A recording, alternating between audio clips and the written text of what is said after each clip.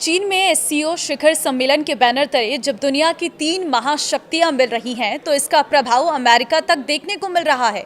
भारत, चीन और रूस के राष्ट्राध्यक्षों पीएम मोदी, राष्ट्रपति जिनपिंग और राष्ट्रपति पुतिन की मुलाकात के बीच भारत में अमेरिकी दूतावास की ओर से एक बेहद अहम पोस्ट किया गया है और इस ट्वीट की टाइमिंग और इसका कंटेंट भारत अमेरिका संबंधों के लिए निर्णायक है। नमस्कार, मैं हूं आपके साथ ममता तिवारी। आप देख रहे हैं न्यूज़ 18 का डिजिटल प्लेटफॉर्म। चीन में हो रही शंघाई सहयोग संगठन यानी कि एससीओ की बैठक इस बार कई मायनों में चर्चा में है।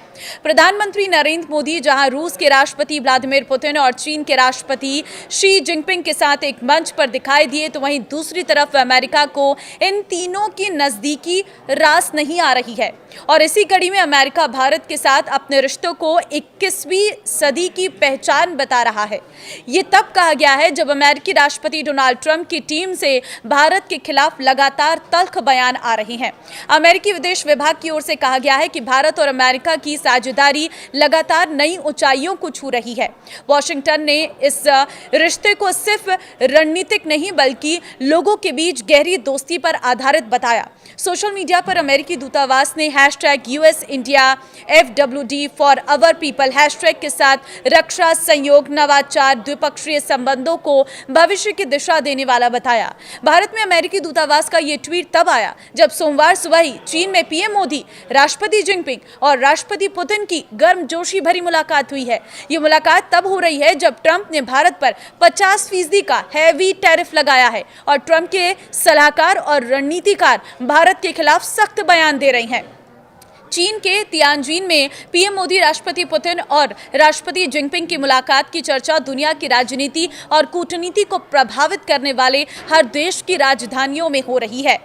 प्रधानमंत्री नरेंद्र मोदी ने सोमवार 1 सितंबर 2025 सुबह को एससीओ के संबोधन में कहा है कि ग्लोबल साउथ की आकांक्षाओं को आउटडेटेड फ्रेमवर्क्स में कैद करना भावी पीढ़ियों के प्रति घोर अन्याय है। उन्हें दुनिया को बदलाव को स्वीकार करने का संदेश देते हुए कहा है कि नई पीढ़ी में के बहुरंगी सपनों को हम पुराने जमाने की ब्लैक एंड व्हाइट स्क्रीन पर नहीं दिखा सकते। इसके लिए स्क्रीन बदलनी होगी। प्रधानमंत्री मोदी ने संयुक्त राष्ट्र में रिफॉर्म्स का आह्वान करते हुए कहा है कि इसकी 80वीं वर्षगांठ पर हम इसकी शुरुआत कर सकते हैं। एससीओ में प्रधानमंत्री मोदी ने रूस के राष्ट्रपति पुतिन से भी गर्मजोशी भरी मुलाकात की। पीएम मोदी और राष्ट्रपति पुतिन एक ही कार में बैठकर मीटिंग वेन्यू तक पहुंचे। एससीओ के संबोधन में प्रधानमंत्री नरेंद्र मोदी ने बिना नाम लिए आतंकवाद पर पाकिस्तान को घेरा और संरक्षणवादी, एक तरफा और वर्चस्ववादी रवैये के खिलाफ अमेरिका को खरी खरी भी सुनाई है। वहीं पीएम मोदी ने कहा कि भारत ने सीमा पार आतंकवाद, अलगाववाद और उग्रवाद के प्रति जीरो टॉलरेंस की दृष्टिकोण की लगातार अपील की है। पीएम मोदी ने अपना संबोधन शुरू करते हुए कहा कि प्रगति और संपर्क के प्रतीक शहर तियानजिन में इस प्रतिष्ठित सभा को संबोधित करना सम्मान की बात है। भारत के 1.4 अरब लोगों की ओर से सभी नेताओं और प्रतिनिधियों को हार्दिक बधाई देता हूं। मैं इस शिखर सम्मेलन को मेजबानी और हमें प्रदान फिर किए गए भव्य आतिथ्य के लिए राष्ट्रपति शी जिनपिंग को धन्यवाद देता हूं। 6 सदस्यों के साथ अपनी स्थापना से एससीओ का विस्तार 10 पूर्ण सदस्यों तक हो गया है, जो दुनिया की लगभग आधी आबादी और वैश्विक अर्थव्यवस्था के एक महत्वपूर्ण हिस्से का प्रतिनिधित्व करते हैं।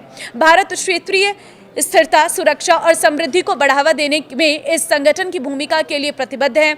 उन्होंने कहा कि पिछले 24 सालों में एससीओ ने एशिया क्षेत्र में सहयोग और आपसी जुड़ाव को मजबूती देने में महत्वपूर्ण भूमिका निभाई है। भारत ने एक सक्रिय सदस्य के रूप में हमेशा सकारात्मक भूमिका निभाई है। एससीओ को लेकर भारत की सोच और नीति 3 मुख्य स्तंभों पर आधारित है, जिसमें सिक्योरिटी, कनेक्टिविटी और अपॉर्चुनिटी शामिल है। प्रधानमंत्री ने पाकिस्तान का नाम लिए बिना कहा कि आतंकवाद, अलगाववाद और अतिवाद बड़ी चुनौतियां हैं। आतंकवाद पूरी मानवता के लिए साझा चुनौती है। कोई देश, कोई समाज अपने आप को इससे सुरक्षित नहीं समझ सकता। इसलिए आतंकवाद से लड़ाई में भारत ने एकजुटता पर बल दिया है।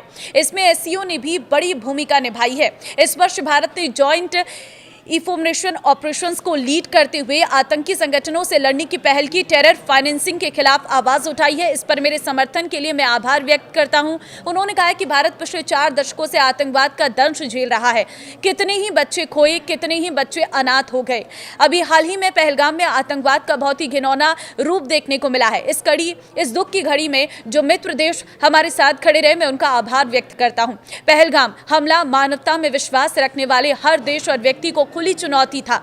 ऐसे में प्रश्न उठना स्वाभाविक है कि क्या कुछ देश द्वारा आतंकवाद को खुला समर्थन हमें स्वीकार्य हो सकता है। हमें स्पष्ट रूप से और एक स्वर में कहना होगा कि आतंकवाद पर कोई भी दोहरा मापदंड स्वीकार्य नहीं होगा। पीएम मोदी ने कहा कि भारत आतंकवाद के वित्त पोषण और कट्टरपंथ से निपटने के लिए कट्टरपंथ विरोधी कार्यक्रमों के अपने अनुभवों का उपयोग करते हुए एक एससीओ व्यापी ढांचा स्थापित करने का प्रस्ताव रखता है। हमें साइबर अपराध और आतंकवाद और मानव रहित खबरों जैसे उभरते खबरों से भी निपटना होगा। अगली भारत क्षेत्रीय आतंकवाद रोधी संरचना RATS बैठक की मेजबानी करने और कृत्रिम बुद्धिमत्ता AI संचालित सुरक्षा साधनों में विशेषज्ञता प्रदान करने के लिए तैयार है। पीएम मोदी ने अमेरिका का भी नाम लिए बिना संरक्षणवादी, एक तरफा और वर्चस्ववादी रवैये के खिलाफ हल्ला बोला है और उसकी नीतियों पर निशाना भी साधा है। देखिए, SCO शिखर सम्मेलन के दौरान प्रधानमंत्री नरेंद्र मोदी और रूसी राष्ट्रपति व्लादिमीर पुतिन के बीच में गजब की ट्यूनिंग देखने को मिली है। दोनों नेता गर्मजोशी से मिले और एक दूसरे को गले लगाया। अब देखिए, इस तरह की तस्वीरें जब सामने आती है तो जाहिर तौर पर कुछ अन्य देशों को इससे जरूर कुछ ना कुछ प्रभाव पड़ता है और वही प्रभाव अमेरिका के आज के किए गए ट्वीट पर नजर भी आता है। हालांकि इस ट्वीट के मायने कई तरह के निकाले जा रहे हैं, लेकिन ठीक जब तीनों नेताओं की मुलाकात होती है उसके बाद अमेरिका की तरफ से ट्वीट आता है तो इसके कुछ ना कुछ मायने उस मीटिंग से जरूर जुड़े हो सकते हैं। आपको क्या लगता है? कॉमेंट में अपनी राय जरूर दें।